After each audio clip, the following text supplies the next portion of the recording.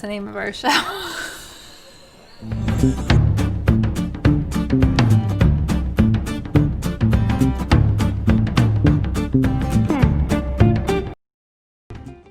Hi, everyone. Hi. How's it going? Yeah, how's it going? Welcome to Large Glass. It's November. Ben's here. Hi, Ben. Nice to see you. I saw that you've redeemed your loyalty points for a art trivia question, so we're going to get to that. Yeah. But welcome to the Large Glass, where we love to bring you art and discussion around the topic of art, and we're really excited to hang out tonight with you guys. Yeah, it's election night, and I believe, so is it our 7th show? Because we also had the Halloween special, so... We had 2 Halloween specials. One failed. One succeeded. failed. So we're somewhere around the 7s. 7 or 8. 7 or 8, but... Hey, Toothless Wither. Good to see you, buddy. Hey. Yeah, we are, you did miss it, Ben. And, I mean, honestly, I don't know. It was fun. It was, we just talked about movies and traditions. We showed a really cool puppet theater. Hi, Carolyn. Nice to see you. Hi, Carolyn. We had a good shadow puppet theater show around Sleepy Hollow, Legend of Sleepy Hollow. We gave out a book. Yes. Which is on its way, a little bit delayed. So if Sergeant Spider comes along, we got to let him know. We got to let him know it's coming. That's right. He'll probably be here. Probably. Carolyn's sporting her first badge, which is really exciting. Ooh. So we're going to talk more about that as other people jump on. We're still waiting, and it's starting. We're starting to get some people. So what should we got some things we got to talk about, right? We do. As always, we could talk about following us and subscribing and all that stuff. All that good stuff. So if you haven't followed us yet, please follow us. And we are going to go through a couple of things. Why don't we start talking about what we're drinking right off the bat? Let's do that. So it's election night, so whatever you can get your hands on tonight is a good thing to drink. Yeah, so this is called Grab It and cheers. Cheers. Here we go. This is called self-medication tonight. And we're glad you're joining us instead of any of the various news channels to participate in that.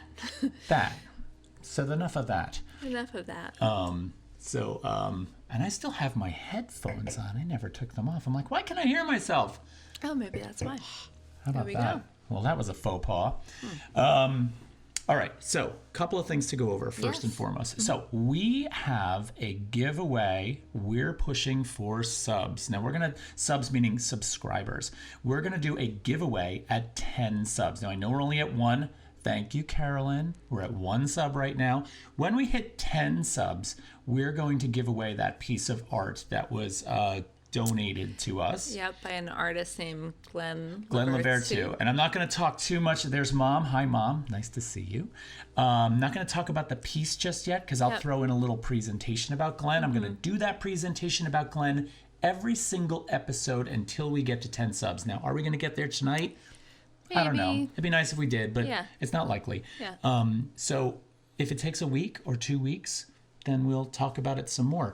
And if you are, and I'll repeat this tonight, but if you're an artist and you would like to have yourself promoted and you would also like to help us out, our show, you could potentially donate a piece, a small drawing, something simple. 2D works great because it ships easily and it's easy to handle.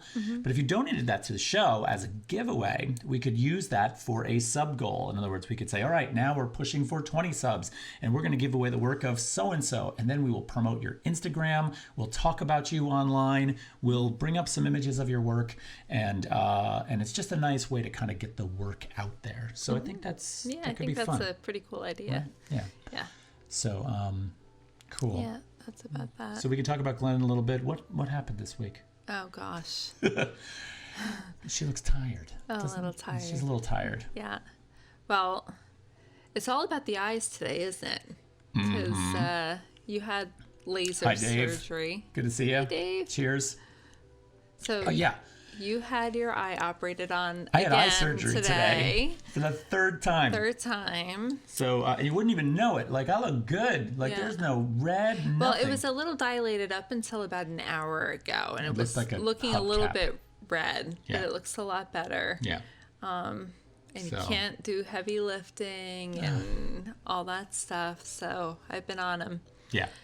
Well, it'll be fine. So that was one thing for eyes. What else? What else with eyes? Well, I started another job. And you were doing cataract stuff. I was doing cataract surgery stuff today. Yeah. So yeah. it's kind of cool. It's just been all about the eyes today.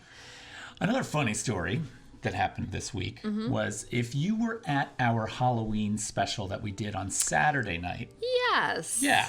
We learned something, didn't we? We learned something after the fact. We find that this show is just, doing this show has been chock full of just learning experiences. Learning experience after learning experience after learning experience. And it's been crazy. And you guys all probably saw the Tuesday show. Was that last week?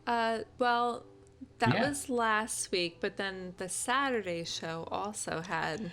Yeah, I know, but it was only a week ago that we had the Star Trek show that totally was technologically bonked. Yep. Ben asks if I'm okay. Yeah, I'm totally fine. So the Saturday night show, if you remember correctly, Terry and I went over our top 5 each, so for a total of about 10 Halloween movies, and we showed little clips from each of them and talked about them, and that was fun. It was fun. I had a good time with that. Yeah, I thought that was I liked our format, and it was kind of cool because everybody was participating and everything. And everything went really well. And then, so we got done with the show that night. Everybody had a good time, and then we went to bed. Yeah. Right? And we woke up the next morning, and we get this notification from Twitch that apparently when we showed the Beetlejuice portion of the show where we showed the scene where they're sitting around the dinner table and they start singing and dancing to Deo. Yeah. Carolyn's like, it was awesome, loved it, thank you. That apparently triggered the DRM, or the Digital Rights Management? Rights? I guess so. It was a copyright thing. So basically they nailed us for copyright infringement, and they muted that whole section. They silenced our piece. Yeah, they must go on some formula. They must say, like, for the 5 to 10 minutes, because they muted beyond that even. They did. They kind of spread it out. They must have some kind of formula for muting it. So Mom's tarot reading got muted, which was kind of a bummer. Now, don't worry. I record hard copies of these on the physical computer as well. And so that, of course, would probably get mailed again if I put it up on YouTube. But we're working on fixing that. So we might just have to take out the Deo song so we don't get... But they never said anything about Rocky Horror Picture Show. No, all the other stuff we put up there. Yeah. So I don't know. We just have to be careful what music we play. Yeah. It happens. It does happen. Yeah. So...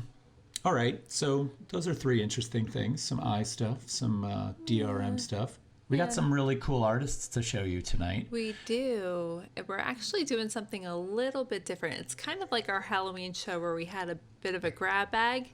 But this week, we kind of curated 2 really important artists, but you probably would never put them together. Censorship. Outdoor Broom. Am I allowed to use your first name on this, because I kind of want to call you by your first name, but I can just call you by Outdoor Broom if you want to. So you let me know. And Mom says she's still thinking about the reading, which I know you are, because you sent real estate listings the next day after getting that reading, which was both endearing and amusing. So Ben cashed in those loyalty points for an art trivia question. Oh, okay. Why don't we do that? Let's do it. Do you want to do it, or do you want me to do it? You do it. Your delivery. You sure? Yeah, your delivery is much better than mine. Okay. All right. So, Ben, your art trivia question is... Now, of course, you could probably just jump right over to a Google tab and look up the answer to this, and you might, speed the process that way. But we know you're not going to do that. But we know you're not going to do that because you're a stand-up guy. All right. Here is your art trivia question, and the rest of the room can participate in this also if they want to. And there's no prize or anything for this. This is just for fun. The Large Glass, which is the name of our show, is actually the name of a famous art piece by what artist? Says, yeah, go ahead. I think you have my first name in my about page, so no worries. Okay, wait, hold on. Let me do this trivia question, then I want to ask about that comment. So, The Large Glass, our show, is named after a famous piece of art by which artist? And if you need a hint, he is the granddaddy of all conceptual art. So who might that be? Type it in the chat, and we'll give you a toast and kudos if you get that That's right. Don't look it up on Google. And we'll tell you a little bit of a story about that after the fact. You told me yesterday, or I'd never have known. Yeah, Lynn, thanks for the pumpkin muffins, by the way. They're all gone. And Carolyn says Duchamp. And Chris Lambrick says Duchamp. Outdoor Broom says Duchamp. Hey, Ben.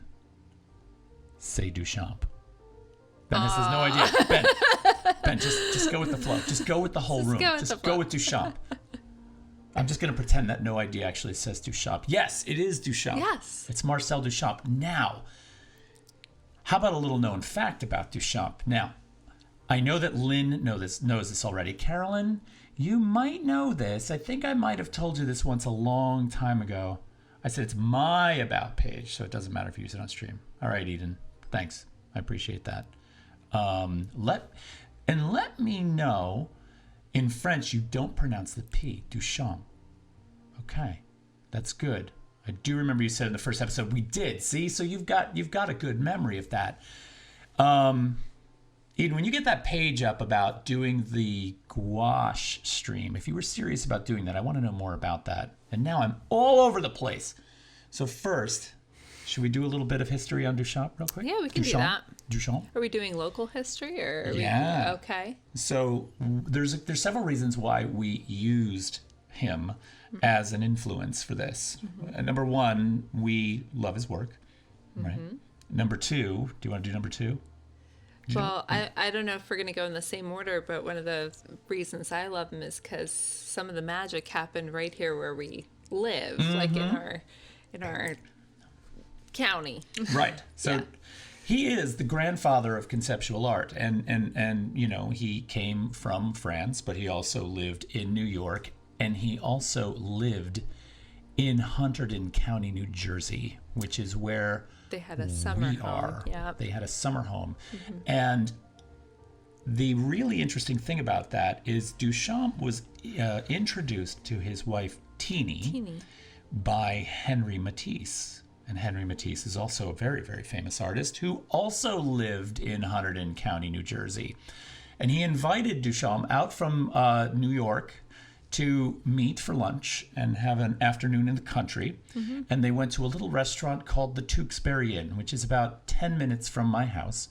And they sat in the bar room at that restaurant and shared lunch. And he fell in love with his future wife. And so Mom's like, what? She's like, what? Yes, believe it or not, that's how that went. They met here in Hunterdon County. They met and here, they got married. And they got married here. Yep, the rest is history. And so now I believe Teeny was Matisse's ex-wife. Is that correct? I know there's a relationship there, but I don't know if she was the married ex-wife. to him, but I'm not 100% sure. We need some fact checkers out there. So, yeah. So a little bit of romantic juice in the world of conceptual art. And I'm talking about the big world of conceptual art. I'm talking about the artists you learn about in art history. These are the people that are the big ones. Mistress. Carolyn's got this. She knows. Yeah, there we go. She's got it. Mistress, yeah. Yes, the mistress. There we go. Well, that must have really... I knew it was something. That must have really ticked off Matisse a little bit. Maybe. I don't know. Maybe. New Jersey does have a great art history. Yes, a lot of people don't know about this. What's funny is I had a friend of mine out from Brooklyn who is a well-known artist in New York. He is a fantastic...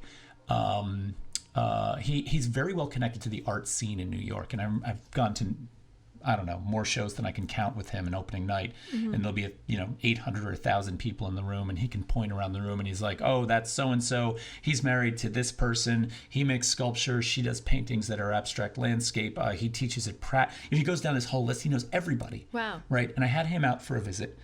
He did a studio visit here. We'll have him on the show, by the way. His name is Jim Osman. Jim. You might not be watching this now, but you might catch this later, so hi. Anyway, Jim and I went to the Tewksbury Inn for this very reason, because I wanted to tell him this story about Duchamp. And there is another local Hunterdon County artist named Brian Goings, who's current. He's not, Duchamp died in 1969 or 8, 9 or 8, 69 or 68. And Brian Goings is, he's a younger artist. He lives right here in the county. And Jim and I were sitting alone in the bar room of the Tewksbury Inn. And there was only one other person in that room when I was telling Jim this story, and it was Brian Goings. And Brian Goings is a Duchamp scholar. He knows all there is to know about Duchamp.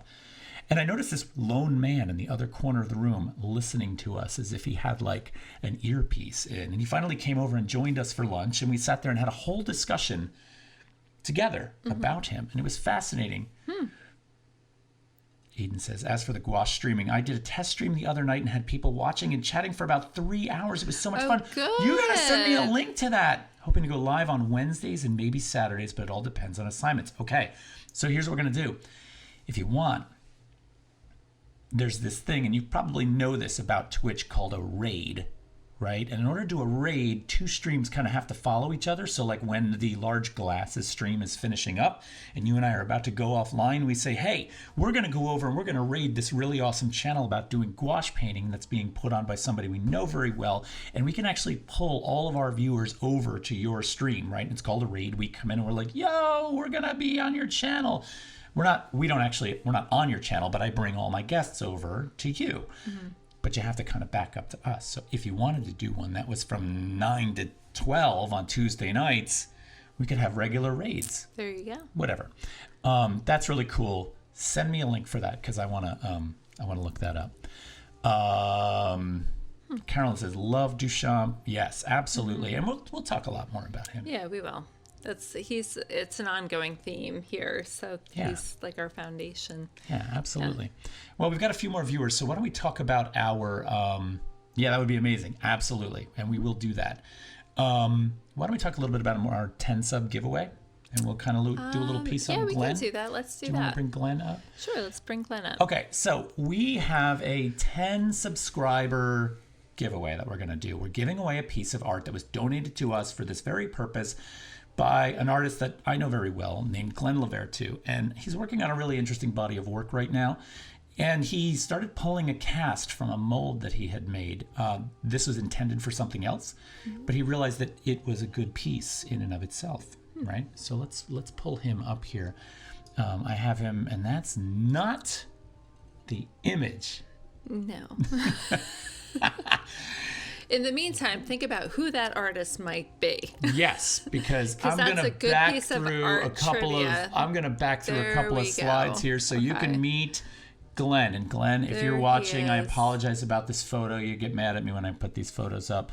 But so wait, you named yourself after Duchamp, who had a connection with the Tewksbury Inn, but your bar is not. Nope, our bar is Teeny's. Our bar is Teeny's, named after the wife. Teeny. Right? Audrey says, hey, but her iPad isn't cool. I think you mean cool or working. Cool. That's all right. Hi, Audrey. Nice to see you. So the speakeasy will be named Teeny's. So anyway, I got to get my directions right. This is Glenn. Glenn Lavertu is a sculptor. He did his sculpture degree at RISD with me. We were there at the same time, and so we have a very close connection. And he made this really fantastic piece that he's been working on for quite a while. He's been doing a whole body of work that looks at gun culture in America. He's actually made a few, which is really strange. Yes. He utilizes a lot of the paraphernalia and these cooperating. Gotcha. He uses a lot of the elements, the objects in gun culture to sort of prop up and become the basis for his work. Mm-hmm. So he was just recently featured in Art New England. And he works in a variety of disciplines. He does some two-dimensional as well as three-dimensional work. So he does drawings, illustrations, and sculpture as well. And these fabrications, kind of. Yep. And he does these amazing hand-lettered pieces as well. Drawing was a very central focus of a lot of his thinking. He curates shows. He's written a lot of critical papers and scholarly papers on a variety of subjects, from sports in art to guns themselves. And he's actually spoken at a number of conferences and showed off his work at them. So he's fantastic, and I love his work. Art New England actually featured him in their fall magazine as one of 10 emerging New England artists. So he was featured in there. This is a little snippet of that. That's one of his drawings in the background. And the piece that he is going to be allowing us to give away on his behalf is called Angel of Death, Flintlock Mechanism and Plate. This is cast in urethane plastic. And this picture that you're seeing is actually the black edition. We have a white edition. Now the edition is only 6. There are only 6 of each color, 6 black and 6 white. Yep. They are signed. They are signed and numbered, I believe, on the back as well. They are, well, this one, our white one is numbered AP, which is the artist's proof. It's one of the first ones he pulled just to test. And so we'll be giving this piece away. Now it is a smaller piece. I have it here, but I'm reluctant. We need gloves. I don't have gloves. Okay. It is approximately this big. And I have it up here. Ben says, man, I would love to have that. Well, Ben, you can if you win that. Yep.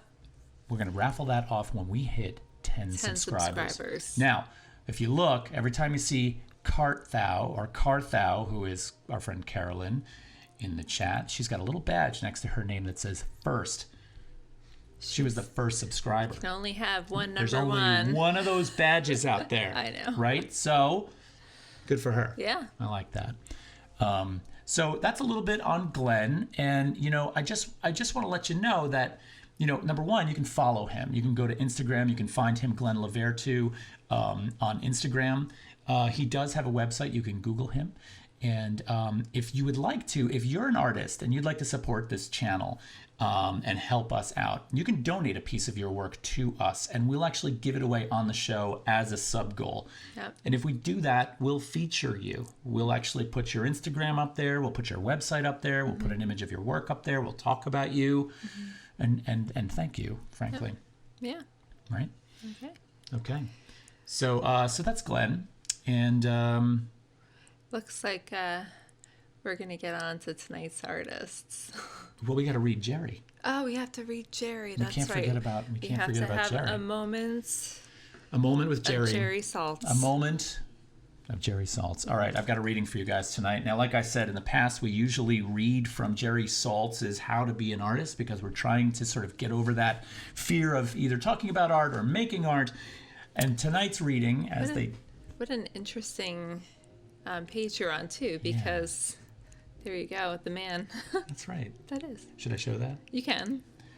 This book is broken down into individual chapters. Each chapter is actually a page, and the page is usually sort of juxtaposed to an image that pertains to that chapter. And on tonight's page that I intend to read is a piece by Marcel Duchamp, right, which is called Fountain. It's signed R. Mutt, who he took on the pseudonym for signing that for the show that he was submitting it to. So just kind of a funny coincidence that Duchamp visits us again. All right, so tonight's chapter is Embed Thought in Material, and this pertains to the artists we're going to be showing you. Somebody just subscribed. Outdoor Broom. Thank you. That's awesome. Yay! Fantastic. We really appreciate that. Number two. Thank you. All right. Embed thought in material. What does this mean? An artwork should express thought and emotion. I contend that the two can't be separated.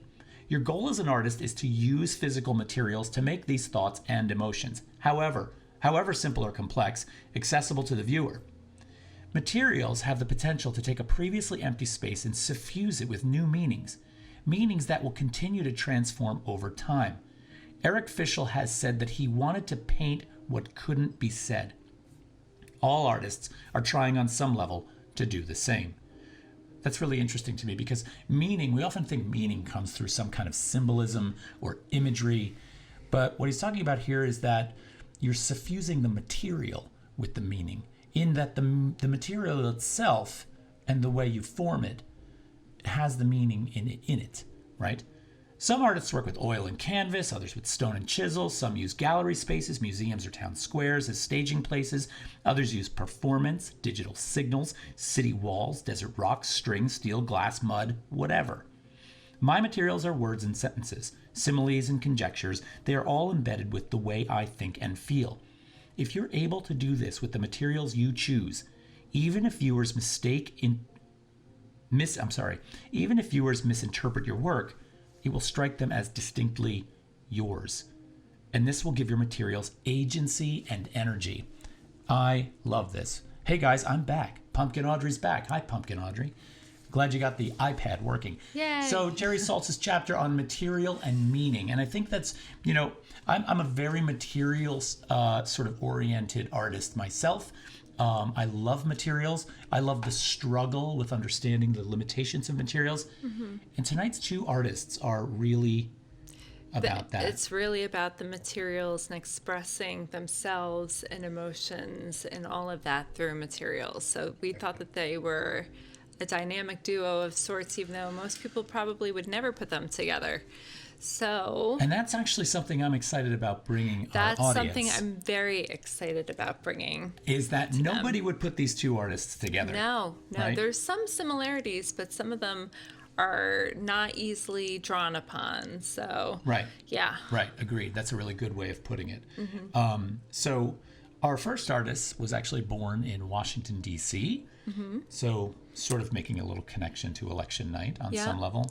He's about 79 years old. He has a long, prolific art career.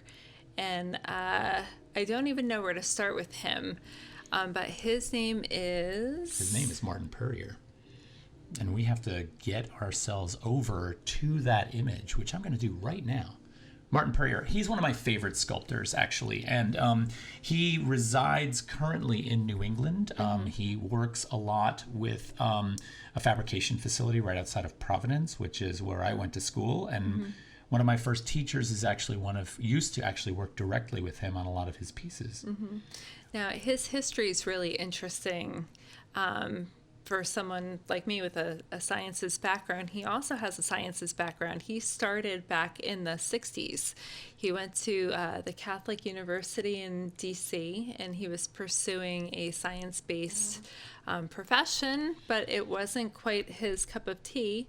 And then in the early 60s, like 61 through 64, he joined the Peace Corps, went over to Sierra Leone, and he actually learned some woodworking techniques by working with local craftsmen, which really influenced his style.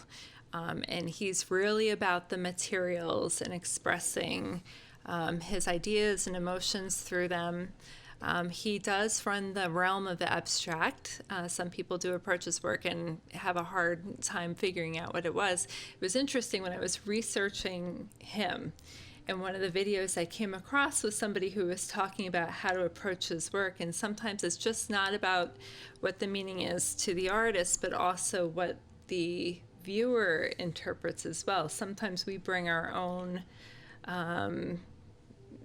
everything, our own makeup, our own culture, everything to the art piece too. So sometimes it's really about what the viewer is interpreting. And I can make a connection back to Duchamp here as well. Mm-hmm. Duchamp wrote an interesting article on this very thing that Terry is describing right now, and it's called The Creative Act.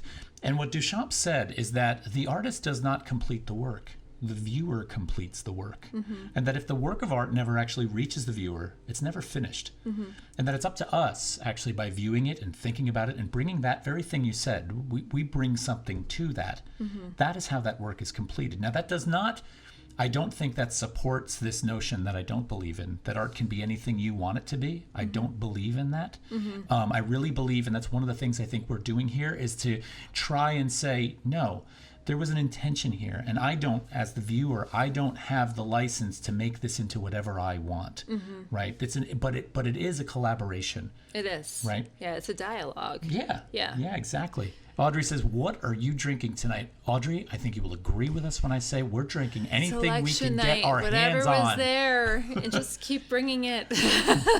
There was a few open bottles of wine that have kind of never been finished up, so we're just, we're just drinking. We're hitting that. Yep. All right. Besides, one of our artists tonight is from DC, and one of our artists is from Germany. There's no good wine out of DC. Sorry, anyone from DC. And German wines, well, some of you might like that sweetness. Oh, yeah, the Rieslings Rieslings, such, but not my thing. Not my thing either. No, but we could have gotten some beer. We could have. Yeah. But that's okay. That's okay.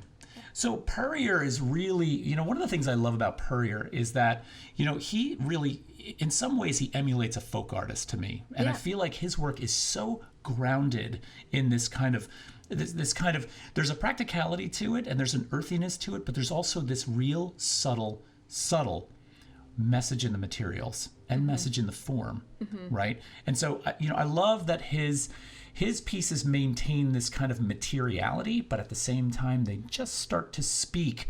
Now, this one's a lot more overt, I think, in its message. Yeah, that's one of the reasons why I wanted to talk about this one. Well, this one was featured at the Venice Biennale. And he actually did a series of sculptures there, which I thought were absolutely gorgeous. And this one, which is called New Vortrekker, excuse me. To me, it was like a little bit easier to approach, and it was in this room, but it was facing this other sculpture, which unfortunately we don't have up here, that was called, I believe that one was Tabernacle. Nope, that one's not Tabernacle. But anyway, it was facing this other large sculpture that was like a skull and crossbones. Right. And it was all about, to me, expansion and moving on. And you've got the industrialized car pulling this wagon, and it's going uphill. And there was like a lot of stuff going on. And just watching the people interact with the sculptures and how they were displayed was part of the artwork to me. And actually, throughout the show, how people approached his installations and sculptures was one of the more fascinating parts for me. The one sculpture I was talking about, called Tabernacle, was this large structure. It was scaffolding. It was black all the way around, but people started peering inside of it. And inside of it, there was like this beautiful fabric in there. There was a door that you can open. People really became very curious with it, and they were really trying to peer into this tabernacle. Well, I think that when I see what drew me to Puryear's work many years ago was, and I love that you and I have these two sides that we come at it with. But what drew me to his work was something very, very different. And I felt like Puryear's work for me kind of was this mystery, right? Like almost as if there was a new object in the world.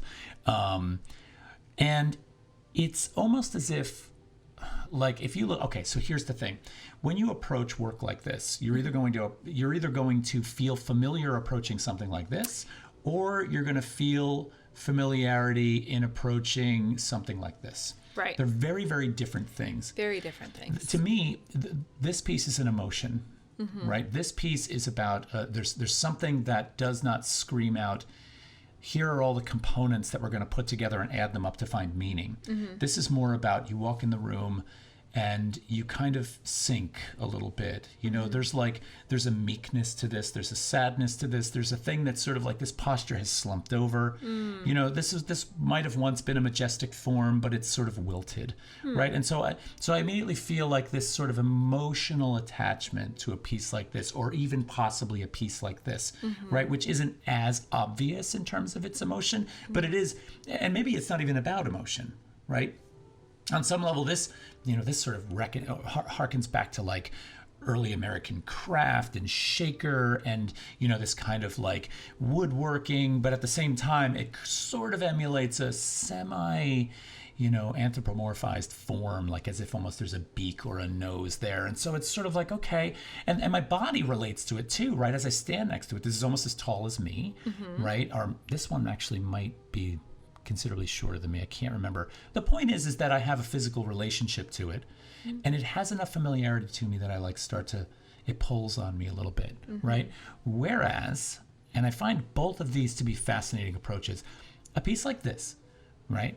Or a piece like the one that you were just talking about, they add this other level of symbolic familiarity to it, where we now say, okay, I can sink my teeth into this. I can wrap my head around this. What's this about? Why does the little tractor cart pull the early American wagon? And why is it going uphill? And so much going on there. Right. Ben says, man, how he got that piece to work, the message in it. Yeah.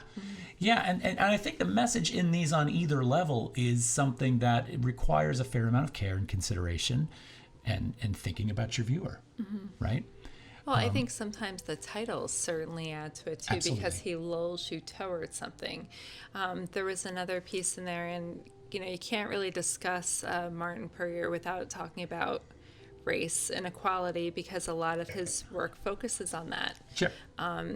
He's African American. He recognizes some of the struggles in some of his artwork. One of the sculptures he did was called Column for Sally Hemings. It's a solitary, and you've got a very famous piece up there right now. Going to the Column for Sally Hemings, it was like a monolithic portrait of one of Jefferson's slaves. Yeah. Who was actually, I think, the half-sister of his wife, and he had children with her. So there's definitely a tie with that. What we're looking at here is probably one of his most famous pieces, and it's the ladder, right, to Booker T. Washington. And they actually, they had installed this in the National Gallery of Art. Yes. It's actually floating off the ground. It is, and it is one piece, and it is 36 feet long or 37 feet long. But what's beautiful about this is and I don't have an image of this from the side, right? But we're looking at this in perspective. It looks like it disappears into space. If you were to look at it from the side, he forced that perspective by actually physically making the components of it smaller as they went up and diagonally pointed towards one another, And so the that base looks broader, and it looks like it's receding. Correct. It's not even. So it's like a struggle upwards, up the ladder.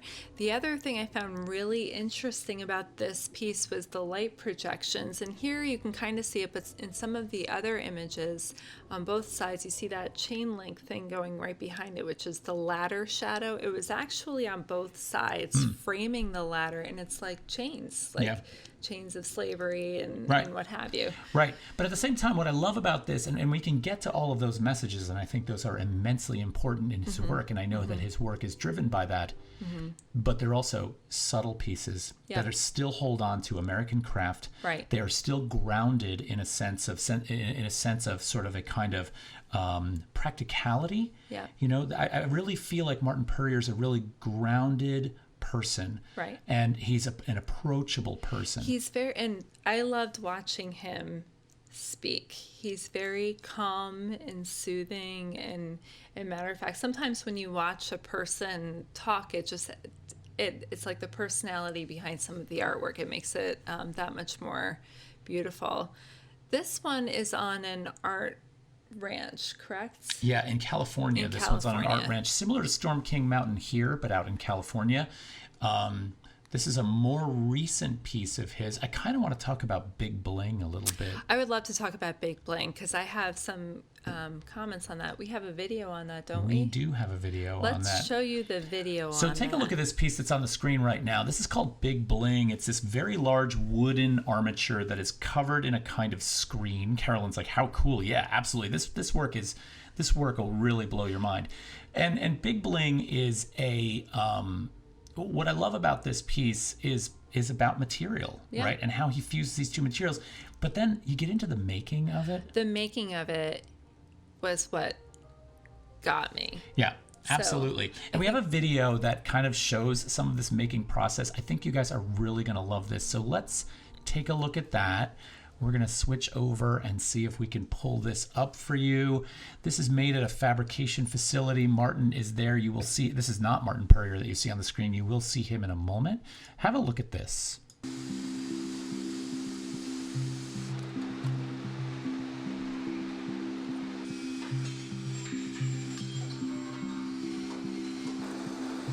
There's a story in the making of objects. There's a narrative in the fabrication of things, which to me is fascinating. I think working incrementally, there is a built-in story. I think it isn't just for the artist. I get from people's reactions that they do find something interesting in the way the pieces are made. Not simply in the form that results, but actually in the way that they're made. That is a clamp for bending wood, which We're blows making my big mind. pieces of wood out of little pieces of wood with the help of glue and clamps and high frequency microwaves to make it all stick together.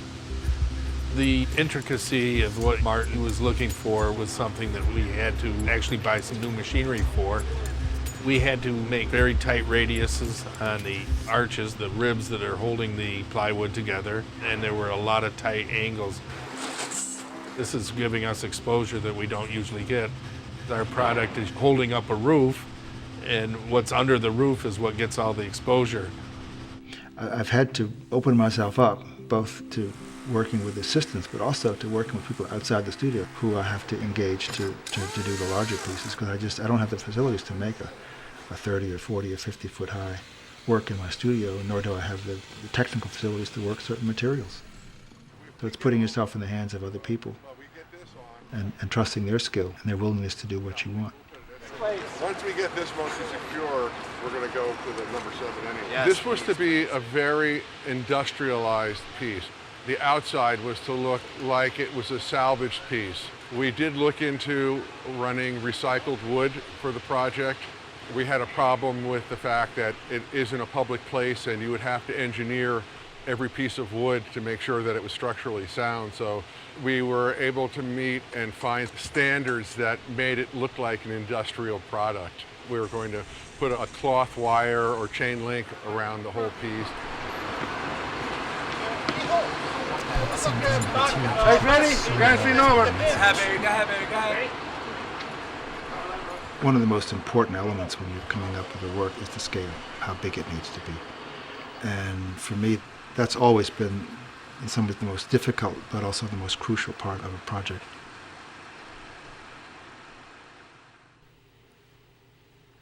I prefer to have work that doesn't have to relate to a building. So this relates more to the people, hopefully, who are going to be circulating around it.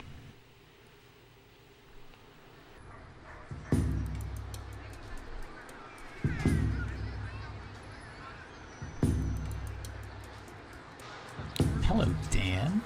Good to see you.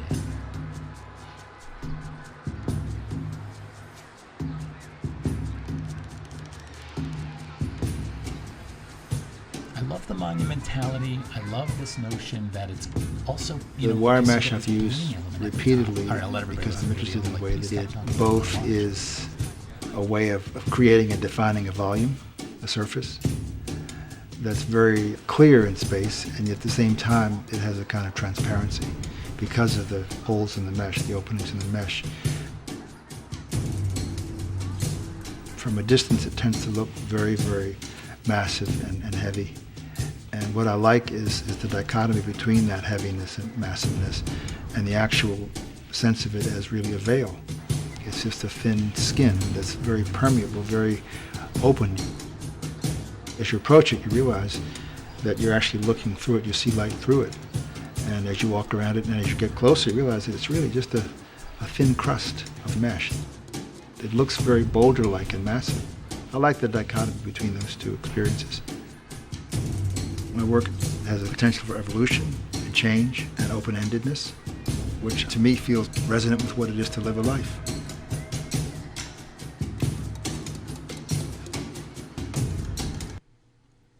All right. Wow. So, just from the standpoint of, we're talking about material and meaning and infusing meaning into the material. Mm-hmm. And we're talking about topics around race and equality with this piece, but that's not what Puryear's really trying to say. That's not, well, I actually, I don't know, because there's some African elements in the design of that, but what struck me about the making of this piece was that he's got the factory and he has lots of disciplines working together to create this piece of artwork. It's not just about him or his idea. He's got a lot of people invested in it that don't even have a background in art. Right. And they're helping to build this thing, and how they're building it and interacting with it. And then when it's built and it's being performed, like, people are really standing around watching this go up and they feel like they're almost like a stakeholder in it. Absolutely. And then they start gathering around it, and Right. then it becomes the backdrop to their picnics and their leisure and you're everything like that. Yes, and you're leading up to this brilliant part about Puryear's work is so he's got this public piece, right? And like you said, he's drawing these people to it. Mm-hmm. And he talks about it from the standpoint of things like materiality, transparency, this kind of mesh. And a lot of his references are about the material and the way those things have a dialogue together, right? Yeah. And then you're sitting there, and that message that does live within this piece creeps up on you, right? Rather than it being this overt, slam you over the head with a bat message, this has something in it that's, I think, much more effective in that it draws people to it, and it can function in a variety of ways. The material does contain the meaning. Yeah. Right? There is this sort of industrialized process that goes towards building that. There is this giant gold alluring kind of object on the top. On the top. And it's covered in chain link fence. The very thing that keeps you out. Yes. Right? And so there's this really, really cool play on those two materials here. Yes. You want to get in there. But it's interesting because he also claimed that it looks like a veil, and it does provide that transparency as well. But this is sort of how certain things are sold to us, right? They're sold to us with this kind of, there's one thing like the veil. And what's a veil? Well, it's a symbol of innocence that you can sort of see through, but it's a chain link veil. Yeah. And so Yep, what is it? What's the difference between a veil, a lace veil, and a chain link veil? Well, yeah. Yep.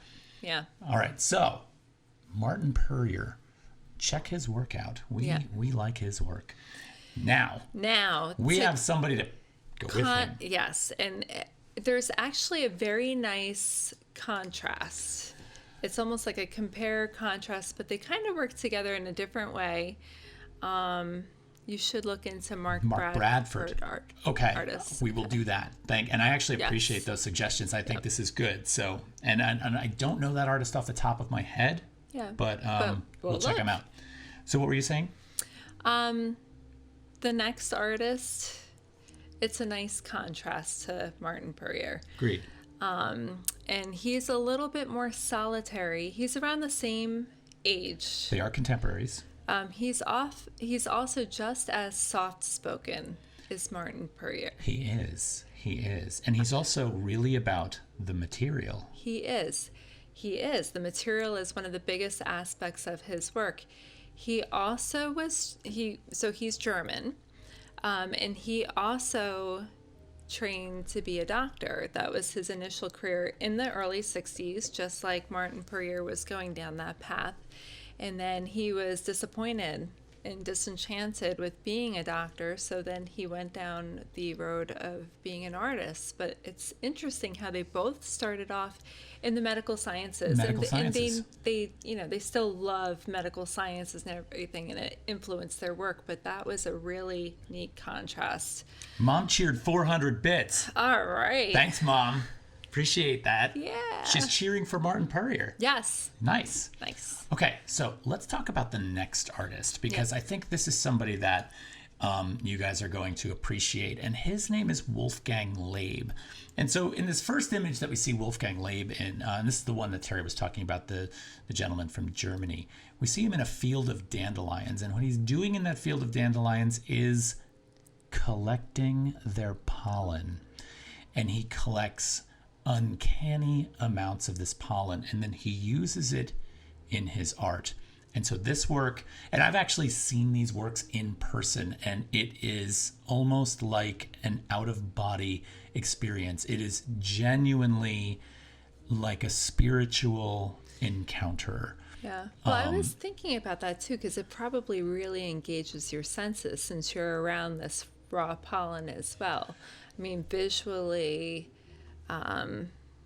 inhaling it and being around it. But you're not inhaling it at all. And I know the first thing you think about it, and we're going to show a video on that's pollen, Ben. It's absolutely. Pollen. It's not too late for me yet. Pure pollen. Malik Cleric says it's not too late for me yet, and I know Dan's a doctor. And Dan, if you want to leave that profession and become an artist, don't leave that profession. I can help you. You can do both. Yes. You don't have to. No. You can do both. That's the whole point of doing the show. Come to me. That's the whole point. Of course. No, you can do both. But let's get back to Laib really quickly, because, we have a video of him actually installing one of these pieces, and you can see the pollen being applied, and you think to yourself, oh my God, my hay fever would be off the charts. I could never go near one of these pieces. However, in the gallery, the piece is very, very still, and they do take precautions to make sure that drafts don't come in and spoil this work. Mm-hmm. But visually, the visual sense, number one. Number two, there are other pieces in the show which will show you that deal a lot with beeswax. So the smell of beeswax permeates every corner of the museum or gallery that this exists in, which is, just always there. So, this is something that, let's look at a few more real quick. So what you're seeing here is a top-down view of this square of sifted pollen on the floor. Now, when you enter the gallery, the edge around this rectangle has a diffused element to it because the pollen just sort of sifts off at the edge. And optically, your eyes can't. It's electrifying. It's electrifying. You cannot get energy. It vibrates. It's beautiful and exhausting to look at on some level because it radiates light itself. It is, I cannot think of a more pure pigment on Earth than this, although it's not used for pigment. So, but in its raw state, it is just electric. Here he is in another room that's got some beautiful backlighting. I love the way it connects to the landscape beyond it. How does he do it? It's always my question. Yes. Right? Well, watching him collect pollen was pretty cool. He likes to go out in nature. He'll be out in nature for a while, and he collects, I believe he said, the springtime, weeks on end, and he's just going, like, when he used hazelnut pollen. He was collecting pollen from trees, and he just went from tree to tree for hours collecting just to get a small amount. A small amount. He collects pollen constantly, but here's the beautiful thing about that, is if we're talking about a connection to material, right? His connection to the material is sublime. It's meditative. It is this, he's out in this field. He's tapping every flower gently into this piece. He is in a state of meditation almost as he does this. Did you hear about the way in which he grew up? I did, but why don't you tell? Well, they had traveled around Europe quite a bit. And I believe his father built a glass house, and that started some of the process. I might be misquoting it a little bit, but he really embraced minimalism. So that, like architecturally, he would have a room just like the one that's featured here, where it would be mostly windows. There's no furniture. He doesn't have any furniture in his spaces. And even in interviews, when you watch him, there's no furniture. It's the room. There might be a pillow or two, and then it's artwork. Right. Carefully placed around the room. His parents were big fans of Brancusi's work, which is, certainly a minimalistic endeavor, absolutely. Who also relates to Duchamp, but we'll stop with the Duchamp already, for crying out loud. Outdoor Broom is the stream boss. He's currently the stream boss. Ooh, he's the stream boss because he subscribed. Yeah, we got a stream boss. Mom, you gonna let that happen? Yeah. Come on, I thought you were gonna I thought that was your thing, being the stream boss. Carolyn says, makes me think of mushroom spore art, local artist Jim Toya. And if I remember correctly, didn't you make spore art, Todd? Yes and no. I didn't actually use physical spores themselves, but I like to look at those structures and use them as influences for my work. But not on this scale and not as colorful. Yeah, but again, you're pointing out something really important, and that's that direct connection to nature and the way the nature provides these materials, right? And here we are looking at these, and so I'm all over the place, but how do we infuse meaning in the material in this case? And it's really about scale. Yeah. Like, we don't see pollen on a scale like this. Right. Well, he infuses meaning into this too. He was talking about pollen and being the source of all life, and this seed, and how it's the essence of life, and it's very temporary and heartbreaking. Right.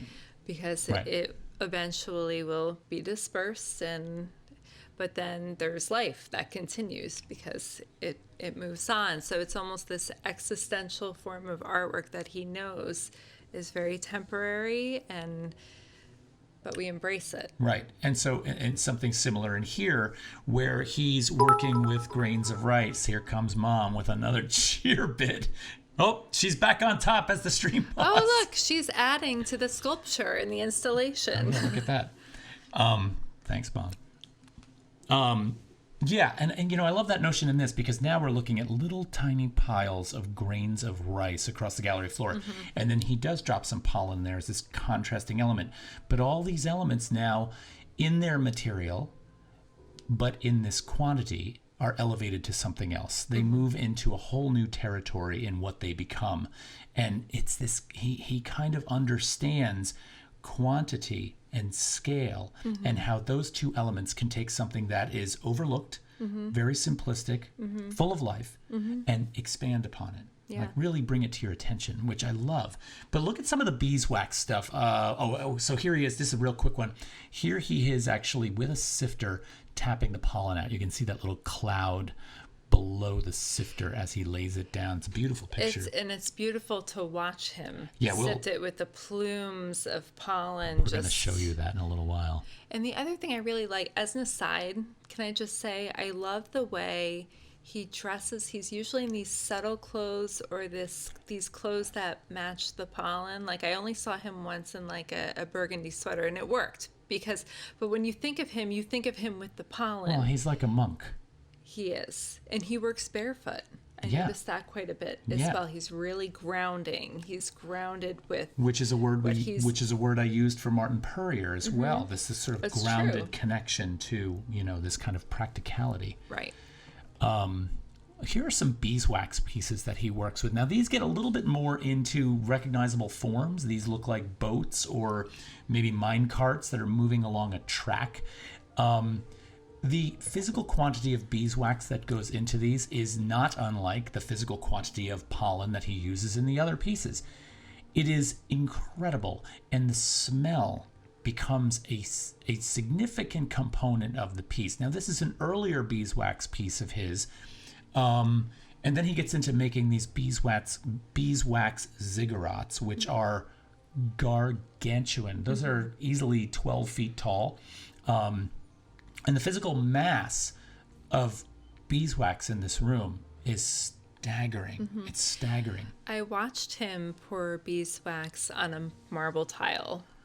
And again, watching him work is a meditation in itself because it was very slow and he's going around the edges and he can put you in a trance with I have a video of the that. way he works. Yes, I've got one to show that's really going to expose his kind of process. which is really quite beautiful, and it makes me long for just getting rid of everything. Yes, And saying, I'm minimal. going to reduce myself to a singular act, as if any of us could do that right now. It's like giant candy, Ben says. Yeah, on some level it is. But there's also, it's funny, there's an artist I used to know that worked in massive, massive quantities of molten poured candy. And it was frankly very dangerous because it has to be raised to a temperature that could really physically harm you if you touched it. However, the difference between that, which was beautiful and translucent and colorful, it was usually red, and this with the opacity and this kind of like matte finish, there's an opulence, there's a richness to this that's very different. And this is like gold, and that's like bling. It's kind of a funny thing. But a couple of these pieces are really big, but I want to move on to this one. Oh, yes. Because once they realized, I think, the power in this glow of the beeswax Yeah. and the smell of the beeswax, he And started the soft creating... finish. Yes, Yeah. and the finish. He started creating these rooms. Yes. This is a permanent installation. Where is this? Do you remember? I don't. Okay, that's okay. We'll find I don't remember it. where this one is. Okay. But there's a really cool picture I have of him. Here's another example. Look at the size of this room. It's going to be hard to walk down there and not touch the walls when you know what it's made of. Like, I would almost want to feel it. I bet it feels very velvety. And, Yes. yeah. Yes, absolutely. Yeah. And where does one acquire this much beeswax? I mean, and that's a ridiculous question on some level. I guess we can get anything, but here he is with a torch, just very gently heating that wall and allowing it to sort of smooth out. Right? It's a really beautiful image. Let's take a look at him working. I really want to show you guys him at work, and I'm going to just start with this video here. So let's take a look at this really quickly. This is really short.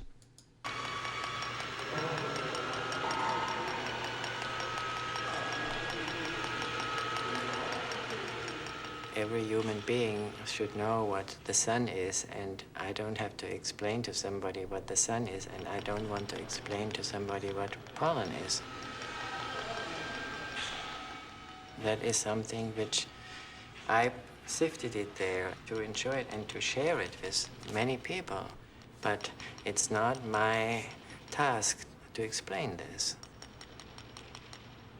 That is the secret and the beauty and the power and the potential of all this. For me, the pollen is the beginning of the life of the plants, and not less. The pollen has an incredible color, but it's not a pigment for a painting.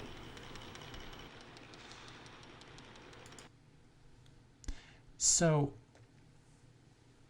what I love about that is he says in the beginning, I don't have to explain to you what the sun is, right? We inherently know. And he says, I don't want to have to explain to you what pollen is. And so the sun has a presence in our life as this, it's there. We know what it is. And this pollen does the same thing, right? It overwhelms you with its presence. And I think what he's saying here is that the meaning that's infused in that material doesn't need to be explained. It's there. It does its job by being there. Right. Right. And that's just, to me, like there's a pureness to that, Yeah. a purity to that. A purity is a good word Yeah. for him. Yeah. Even when he did some paintings in, his minimal style, did you see the paintings that he did, which was white on white? Oh, I'm about to show one of those. Oh, okay. I'm gonna stop. You don't have to cover your mouth. I'm not gonna steal your thunder anymore. See, we don't really talk too much about the artists before the show, so we might be seeing the same sources, but She doesn't let me. no. As soon as I start, I'm like, oh, hey, did you happen to see this? Blah, blah, blah, blah. She's like, hey, Nope. don't say another word. No. I don't want to know. She makes me stop. Yeah. Ben has said a couple of things. He's like, how does he form that? He's talking about the wax rooms. Yeah. And that's a really good question. I don't know the answer to that. I'm not quite sure. I think he melts it. I think he paints it on, or he was pouring it on the marble, but I'm not quite sure. I have worked with beeswax on a number of occasions in paintings and in sculpture, and when you brush that on anything, it immediately texturizes it on a level that's almost uncontrollable. Really? Yeah, it's So he's really. gotta pour it somehow, or I think so. but Or from in the sheets. ceiling, I don't know. It's incredible. Yeah. So Ben, that's a really good question. Then he says his work would be great for a sci-fi movie, which Yeah. no, it's a beautiful material. Let's take a look at him in one more capacity. I've got a really, really beautiful video that I want to show you. And I think that this one is really going to sort of lend some, it's going to reveal the simplicity of his process, and it's going to reveal that meditative element, right? But also pay attention to how two seemingly totally disconnected materials come together in a way that's just mind-boggling. Let's see. Let's pull this up for you and have a look at this. Oh yes. Whoops, hold on. I got to go back. There we go.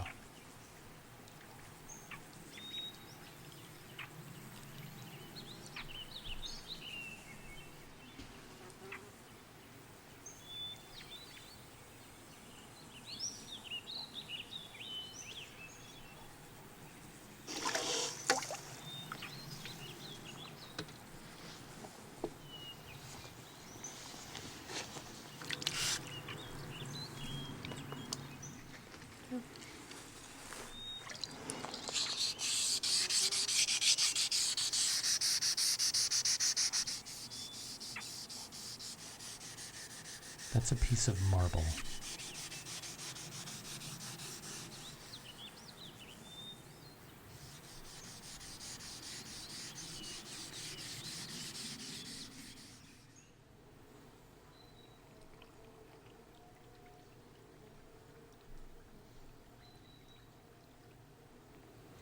I think these pieces are called Milk House, like some of them, right?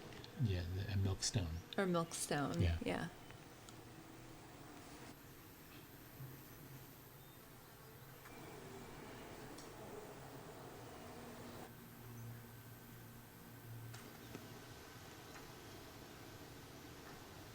What a beautiful finish, the way he drags his finger along the edge of that recess and creates that meniscus over the edge. Look at that connection. It's fascinating. Look at that.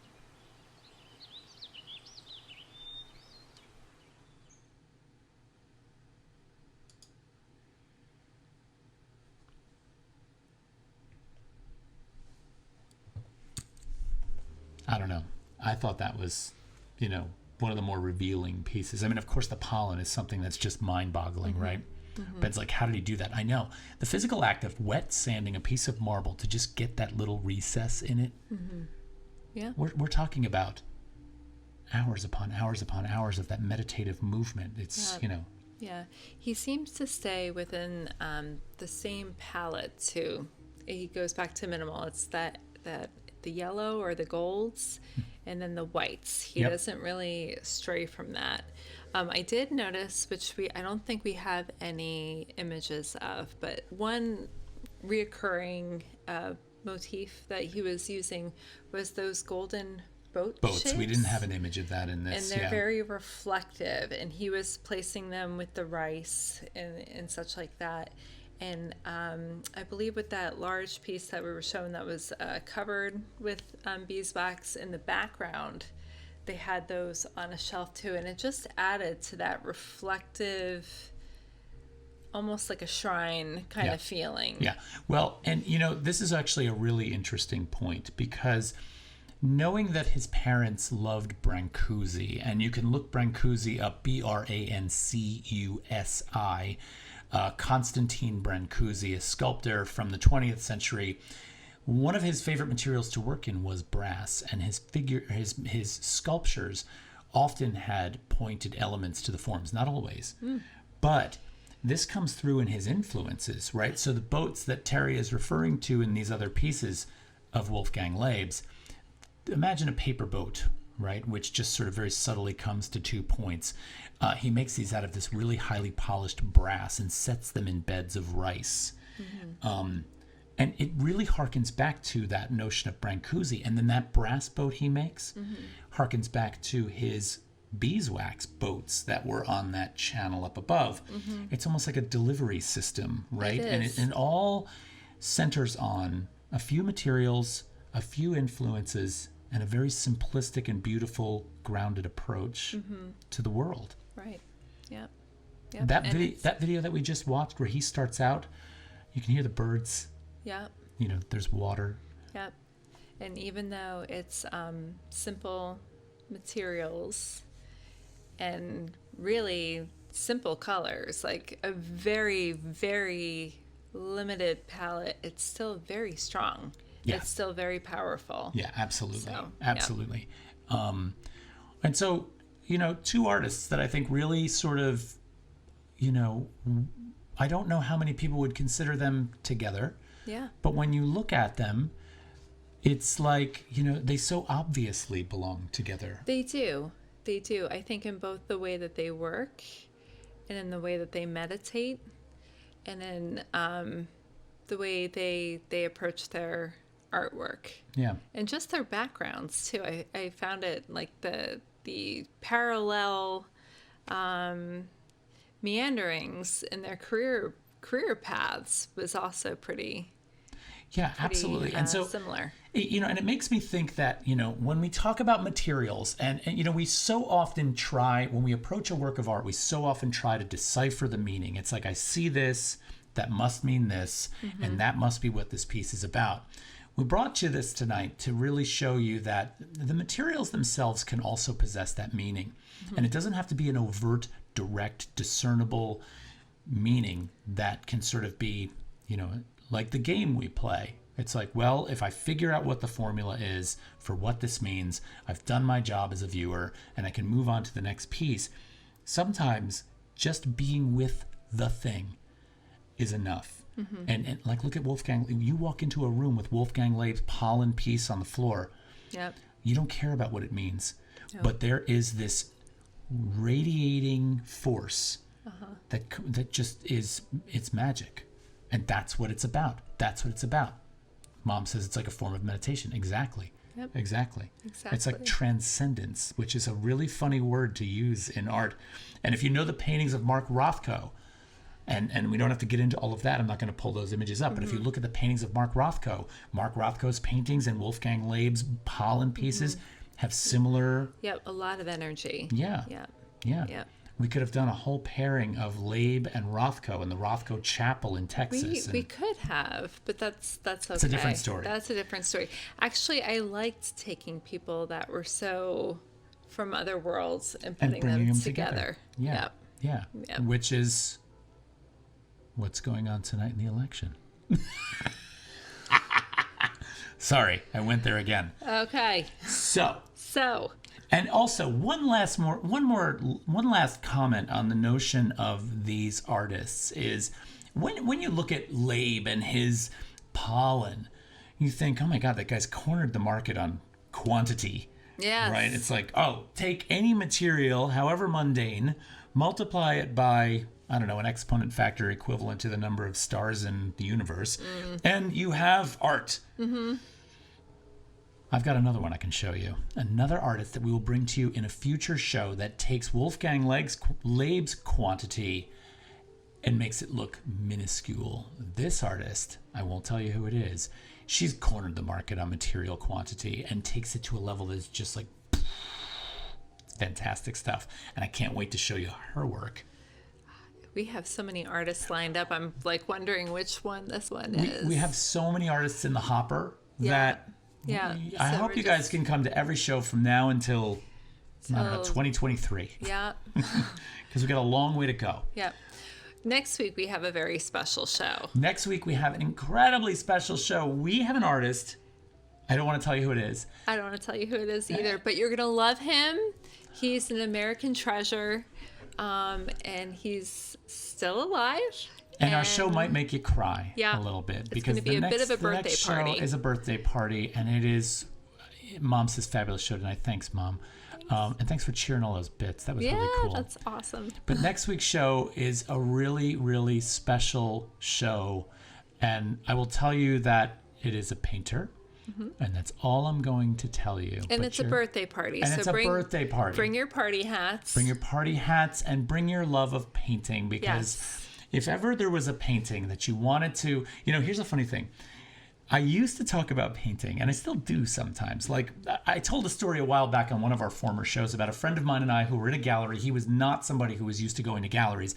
And I saw him about to pluck this paint booger off of one of the paintings. He was just so enamored by the texture of the painting that he wanted to, pluck off the piece. And I kind of ran over there thinking, oh my God, this is a $650,000 painting. Please don't pick off the paint booger. Because sometimes paintings really make you want to physically interact with them, and sometimes you want to eat them. Yes. Sometimes when you're really into painting and you look at the way oil paint and you're patting me on the back like, calm down. But sometimes you just want to lick a painting, right? I feel like I'm in Willy Wonka. Well, you definitely want to lick this guy's paintings. Lick a painting. It tastes like a painting. And that's what I was going to say. Is this guy's paintings you totally want to lick. You want to eat them. You want to take them off the wall and eat them. So come to next week's show. Yes, you're going to love it. You're going to love it. And please follow us. And if you can, subscribe to our channel. It helps us keep going. Mom is a champion with those Twitch bits. They're fun. We got a funny little soundboard down there in the About section. So if you scroll just below the window where you're watching us right now, there's an About board. And if you click on that, there is an About section, I should say. And in there, we've got a soundboard with some pretty funny sounds that if you use your Twitch bits to activate them. Is it Twitch bits to activate them? That I don't know. or loyalty points. I don't know how any of this works. I'm an old Luddite. All right. All right, everybody. Carolyn's got a thumbs up. Great show, you guys. Thanks, Ben. Yep. Everyone, join us again next week. We really love bringing this to you. We love having you here, and we will see you then. Good luck with the election tonight. Yep. And, you know, it's only 9:15. You've got lots of time to self-medicate before midnight. Cheers, everybody. Cheers. Have a good night.